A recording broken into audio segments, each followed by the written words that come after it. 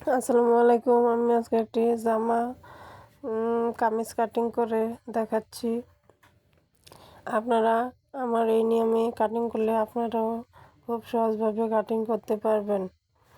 আমি প্রথমে গলার মাপ চওড়া মেপে নিয়েছি এবং গলার চওড়া নিয়েছি 2.5 ইঞ্চি এবং লম্বা নিয়েছি 6 ইঞ্চি।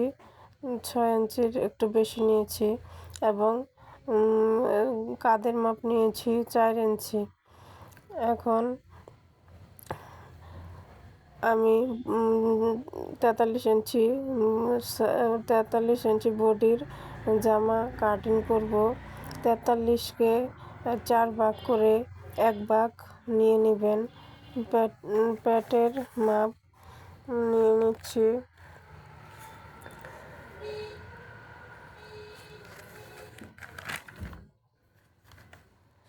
প্যাটের মাপ নিয়ে নিচ্ছি 42-এর 4 ভাগের 1 ভাগ এবং কোমরের মাপ নিয়ে নিচ্ছি 46-এর 4 ভাগের 1 ভাগ।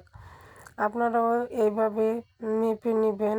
যদি না বোঝেন 46 যদি হয় একদম সব ফিতার মধ্যে ইঞ্চি টেপের মধ্যে 46 গিয়ে 46কে 4 ভাগ করে যে যতটুকু হয় অতটুকু দাগ দিয়ে নেবেন।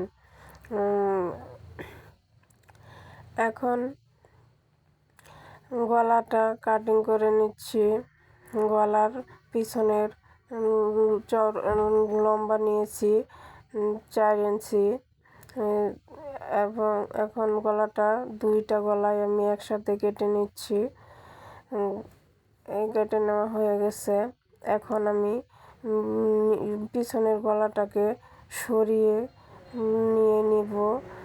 সরিয়ে নিয়ে সরিয়ে নিছি। এখন যদি সরিয়ে না নেন তাহলে 2টা গলায় কেটে যাবে। সামনের গলা এখন কেটে নিচ্ছি।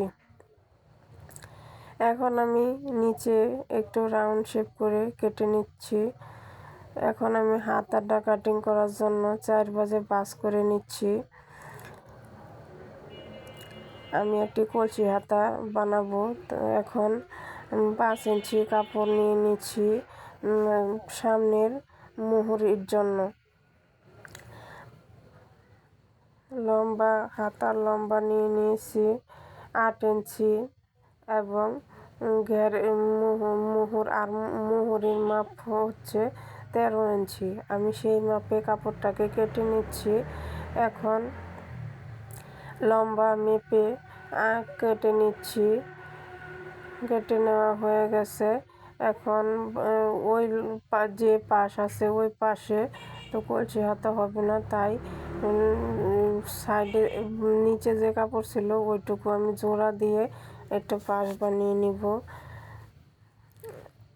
এই তো আমার হাতাটা কাটা শেষ।